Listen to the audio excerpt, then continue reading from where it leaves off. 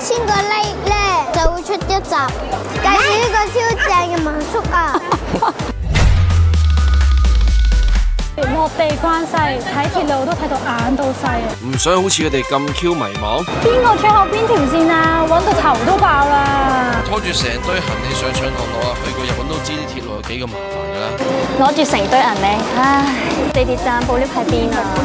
我一定唔會俾呢啲嘢再出現嘅。所以我哋就係用咗5000 yen，我哋就可以直接由機場出發去酒店或者民宿。所以話去旅行千祈唔好慳啊，尤其是第一日一定要培養好心情。重點係帶住啲老人家同埋小朋友啊，一出機場啊推2步啊就見到我哋架車啦，仲要成程圍翻都唔使250蚊港紙就有架七人車啦。另外啊，仲有靚女幫你搬行李上車添啊！想知喺邊度訂？留言我要包車，一齊跟住租巴親子遊，超住玩，超住慳，睇下租哥幾乖，幫手攞行李添啊！